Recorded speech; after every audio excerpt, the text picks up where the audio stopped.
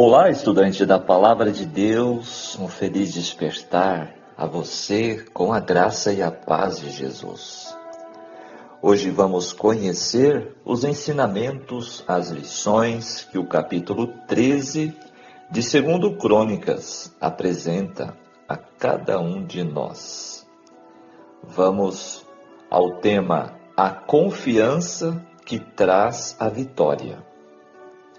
Este capítulo traz a narrativa do rei Abias de Judá enfrentando uma batalha contra o rei Jeroboão, rei de Israel. Olha que ponto chegou aqui a nação israelita, o povo de Deus. Agora, o rei Jeroboão, ele então investe pesado contra os próprios irmãos, que são as outras tribos, as tribos de Judá e Benjamim. E foi uma batalha muito desproporcional. Enquanto o rei Abias contava com 400.000 soldados, o rei Jeroboão contava com 800.000. O dobro do exército. Portanto, vamos ver o desfecho deste conflito, desta batalha, e o que fez toda a diferença. Porque a confiança plena em Deus pode fazer toda a diferença em nossas vidas. Porque a palavra de Deus está repleta de histórias incríveis, de vitórias que pareciam impossíveis acontecer aos olhos humanos, mas que através da confiança no poder de Deus foram alcançadas por diversos personagens ao longo do tempo, com suas limitações e desafios. No capítulo de hoje encontramos o relato do rei Abias e sua batalha contra Jeroboão em um contraste enorme de forças militares, bem como de confiança em Deus versus confiança própria. Segundo Crônicas 13, foca na ousadia e fé do rei Abias de Judá, com seus 400.000 soldados, contra o exército de Jeroboão, com seus 800.000. Destacando que a confiança em Deus, e não nos próprios recursos, é que traz vitória, mesmo em batalhas espirituais, e alertando sobre os perigos da idolatria e da rebelião contra o Senhor, enfatizando que lutar contra o povo de Deus é lutar contra o próprio Deus. O capítulo nos ensina então sobre fidelidade, soberania divina e as consequências de se afastar de Deus, contrastando a dependência divina com a autossuficiência. Segundo Crônicas 13, é um chamado à dependência total de Deus em meio aos desafios, lembrando que Deus é o Senhor dos exércitos e que a verdadeira força e a vitória vem de sua aliança e presença, não de nossa própria força.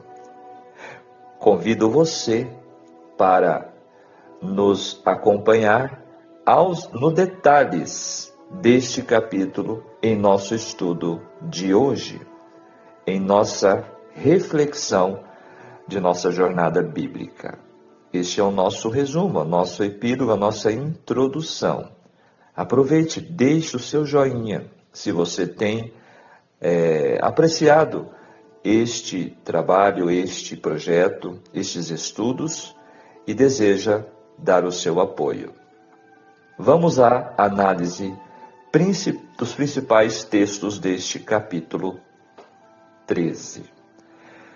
Versos 1 a 4 destacam o Monte Zemaraim, que localizava-se a alguns quilômetros a sudeste de Betel. Este foi o local, né? Verso 5 fala de um concerto de sal. O sal é um agente conservante e simboliza durabilidade. Uma descrição apropriada da eterna aliança davídica. Israel, nesse contexto, refere-se à nação como um todo, e não apenas ao reino do norte. Essa aliança era um costume oriental. A cerimônia consistia em comer sal como penhor de um pacto, de uma aliança, uma garantia de amizade perpétua, simbolizado pela qualidade do sal como preservador contra a corrupção. Verso 6, Abias culpava Jeroboão pela divisão do reino, e não Roboão, ou mesmo Salomão. No entanto, a rebelião de Jeroboão foi abastecida pela desobediência tanto de Salomão quanto de Roboão ao concerto e às políticas cruéis que ele desenvolveu ao longo do seu reinado. Além disso, o plano tolo de Roboão em aumentar a severidade daqueles abusos enfureceu ainda mais os israelitas do norte, como já estudamos.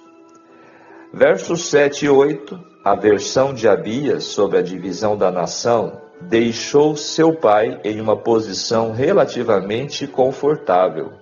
De acordo com Abias, se Roboão cometeu qualquer erro, foi apenas porque ele era jovem e inexperiente. O rei Abias, mais adiante, comparou o reino de Judá com o reino do Senhor, fazendo a vitória de Judá sobre Israel parecer uma conclusão previamente determinada. Essa foi uma deturpação da verdade, planejada para assustar os israelitas. Verso 7, ainda jovem e indeciso, no sentido de ser inexperiente, Roboão tinha 41 anos de idade, quando começou a reinar. Não era tão inexperiente, né? O verso 9, 7 carneiros. Na consagração original dos filhos de Arão, Deus requereu 2 carneiros. Jeroboão, que já havia abandonado o plano de Deus, alterou a cerimônia de consagração, aumentando o número de sacrifícios obrigatórios para cada sacerdote. A religião inventada pelos homens muitas vezes coloca ações aparentemente fervorosas no lugar de uma verdadeira e sincera relação espiritual com Deus. Portanto, Jeroboão, como já vimos, se afastou completamente de Deus e aqui quis parecer que estava sendo muito consagrado. O verso 10, o destaque é a declaração de Abias: o Senhor é nosso Deus. Judá ainda era formalmente leal ao culto a Deus, embora o próprio rei Abias não servisse a Deus de todo o coração. Não era tão fiel assim. Verso 12. O apelo dele foi: não pelejeis contra o Senhor. Uma luta contra o povo de Deus significa lutar contra o próprio Deus. Foi isto que Paulo de Tarso descobriu no caminho de Damasco. As tribos do norte ainda poderiam humilhar-se e voltarem para Deus. E este foi o apelo do rei Abias. Versos 10 e 11, os sacerdotes de Judá eram legítimos, levitas, e eram separados para tal serviço. Eles tinham ancestralidade traçadas até Arão, como a lei exigia. Por toda a passagem bíblica, o contraste é entre a adoração autorizada em Jerusalém e a prática ilícita da religião falsa em Dan e Betel. Em resumo, Abias argumentava que Judá havia permanecido fiel a Deus. enquanto que Israel tinha abandonado. Dos versos 12 a 16, o comentário refere-se à declaração de que Deus estava com eles como líder e os sacerdotes estavam lá com trombetas. É uma afirmação de que a batalha estava sendo travada pelo povo de Deus em seu nome. Como nos tempos antigos, quando Josué marchou com seus exércitos ao redor de Jericó, em uma procissão encabeçada pela Arca da Aliança, acompanhada por trombetas. Assim, disse o rei Abias, Jeová lideraria seu exército para a vitória. Em uma guerra assim, era inútil o inimigo resistir, já que o triunfo de Jeová é inevitável. No grito está implícito o grupo de Josué cercando Jericó no 7º dia. A expressão Deus os entregou é também uma maneira de afirmar que a batalha era do Senhor e não de Judá. Eles eram agentes do Senhor, mas Deus lhes deu a vitória. Jeová agiu assim por causa de seu povo. Judá, apesar de seus pecados de inconsistência. Versos 17 a 19, entre as cidades israelitas derrotadas por Judá estava Betel, que era o centro do culto da falsa religião que Jeroboão havia estabelecido. No sul, Gesana devia ficar uns 10 quilômetros ao norte de Betel, e Efraim, outra cidade conhecida como Efron, a 6,5 quilômetros ao norte de Betel. Verso 18, a narrativa repetidamente chama a atenção para a verdadeira razão do sucesso de Judá. A grande necessidade do ser humano é reconhecer sua dependência da poderosa mão do Senhor e viver e trabalhar de tal forma que a presença divina possa estar com ele. Nos últimos dias, o remanescente fiel colocará sua confiança no Senhor e não será envergonhado. Agora o verso 20. Embora não existam outras referências sobre os detalhes da morte de Jeroboão, o verbo ferir, neste contexto, refere-se a uma morte violenta, seja por doença ou alguma ação externa, como o próprio assassinato. 21 e 22, fechando aqui o comentário, uma das medidas do poder e da prosperidade de um rei era o tamanho de sua família. Abias se fortificou, relata-nos o texto. Achando-se forte e seguro depois de sua vitória sobre Jeroboão, Abias se entregou a uma vida de luxúria, lascívia, ou seja, atração pelos prazeres carnais. Repetindo a triste experiência de outros no passado, que depois de grandes experiências e vitórias com a ajuda de Deus, depois de prosperarem, acabaram se afastando de Deus. Abias seguiu este mesmo caminho, infelizmente. Agora, o livro Profetas e Reis acrescenta-nos alguns detalhes, o que aconteceu no reino de Judá ao decorrer dos anos. O capítulo 12 terminou dizendo que Abias, o filho de Roboão, reinou em seu lugar. Com a divisão do reino, logo no início do reinado de Roboão, a glória de Israel começou a declinar e nunca mais sendo reconquistada em sua plenitude.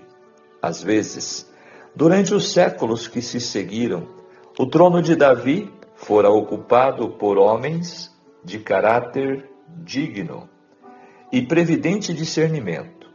Sob a administração desses soberanos, as bênçãos que então repousavam sobre os homens de Judá se estendiam às nações circunvizinhas.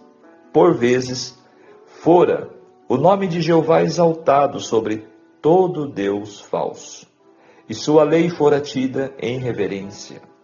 De tempos em tempos surgiam poderosos profetas, a fim de fortalecerem as mãos dos governantes e também encorajarem o povo para que continuassem fiéis.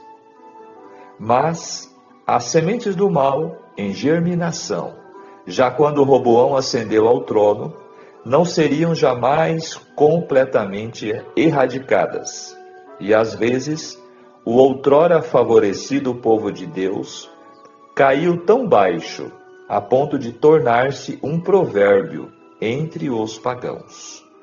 Não obstante, a perversidade dos que se inclinaram para práticas idólatras, Deus, em misericórdia, faria tudo o que estivesse em seu poder, a fim de salvar da completa ruína o reino dividido. E como no decorrer dos anos, seu propósito concernente a Israel parecesse completamente frustrado pelas artimanhas de homens inspirados por instrumentos satânicos, Deus ainda assim manifestou seus beneficentes desígnios através do cativeiro e restauração da nação escolhida. A divisão do reino foi apenas o início de uma história maravilhosa, pela qual se revelam a longanimidade e terna misericórdia de Deus. Do cadinho da aflição, porque deviam passar devido a tendências para o mal, hereditárias e cultivadas, aqueles a quem Deus estava procurando purificar para si como um povo peculiar, zeloso e de boas obras, deviam finalmente reconhecer que ninguém há semelhante a ti, ó Senhor.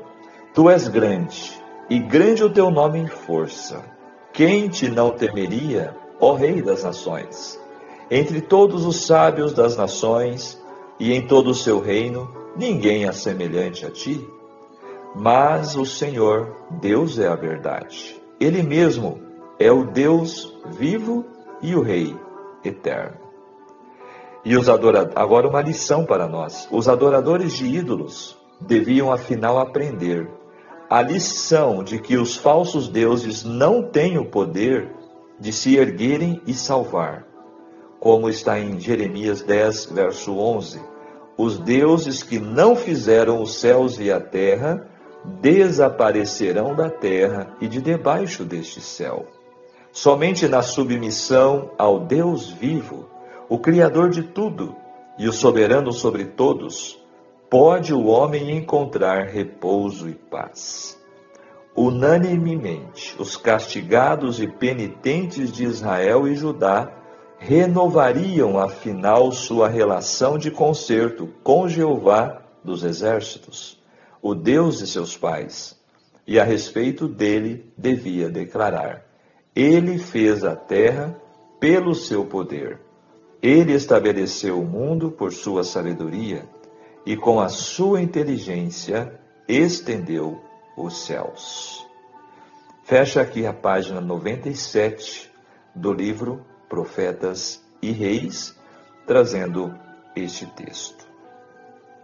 Capítulo 13, segundo Crônicas. Que lições a serem aplicadas para hoje?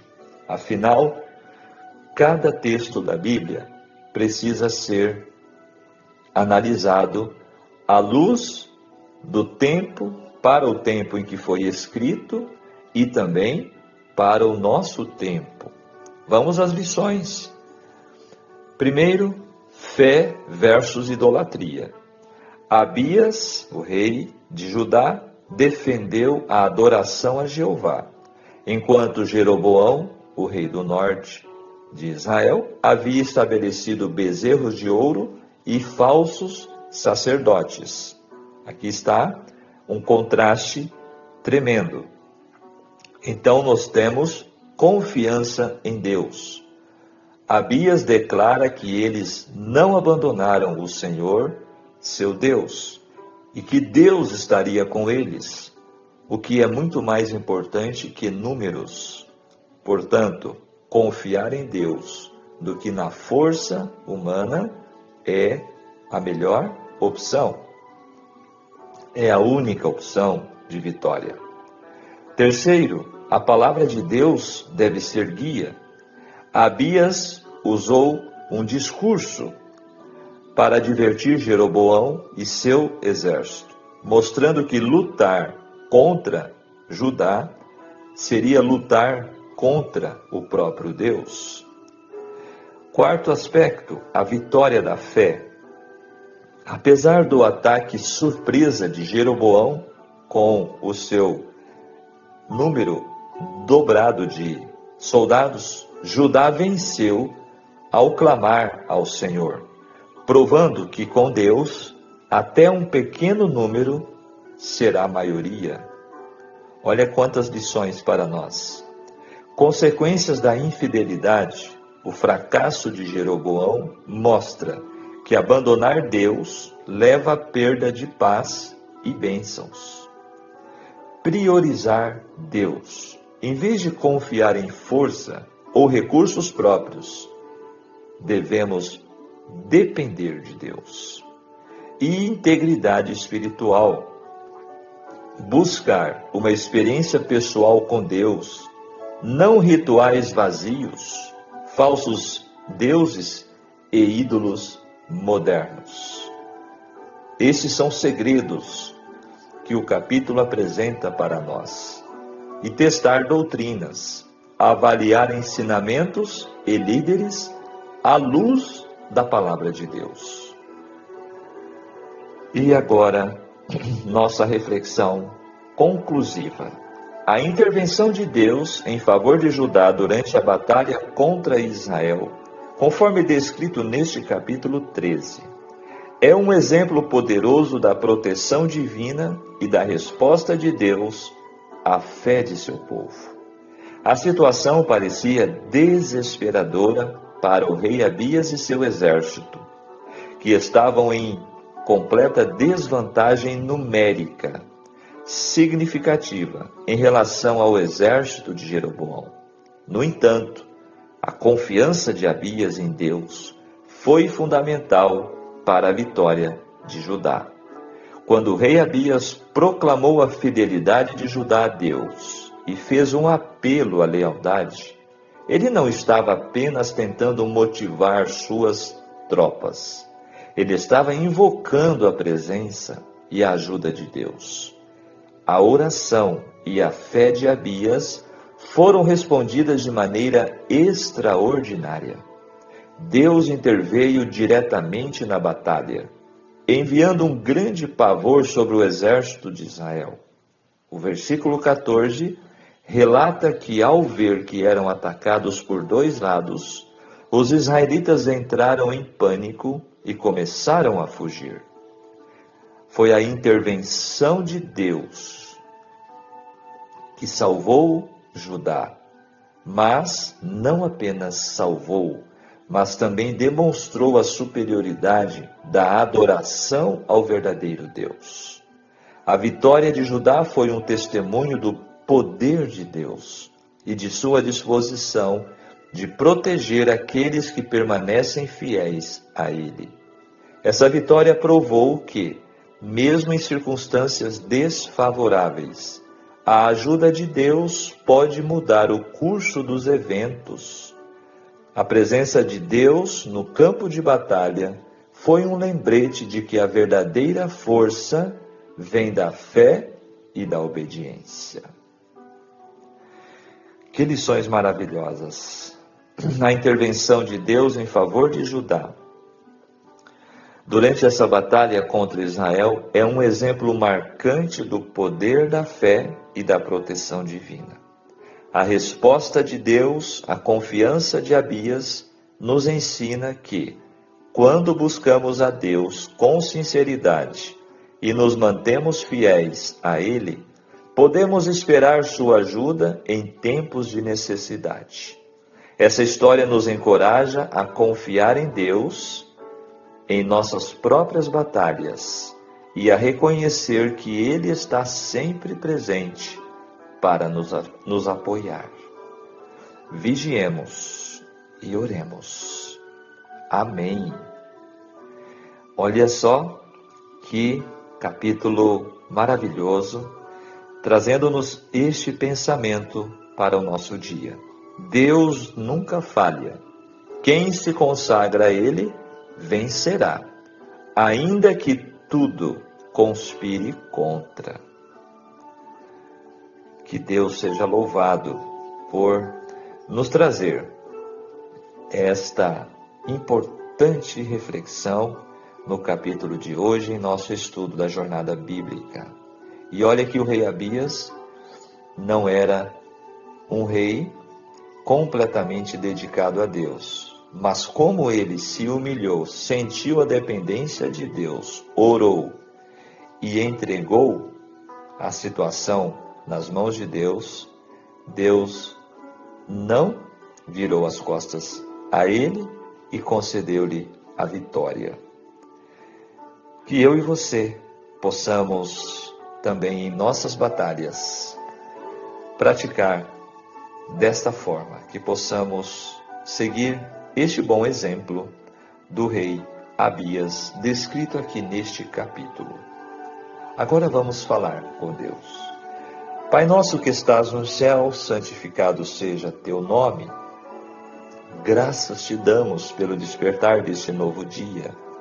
Graças te damos, Senhor, por mais estas importantes lições que recebemos em tua palavra neste estudo do capítulo 13. Queira, Senhor, derramar tua bênção, o teu auxílio sobre cada um de nós, fortalecendo nossa fé, renovando o nosso ânimo, nos concedendo, Senhor, a vitória em nossas lutas. Que o Senhor esteja ao nosso lado, assim como esteve ao lado de Abias e seu exército, nesta batalha contra Jeroboão e seu grande exército.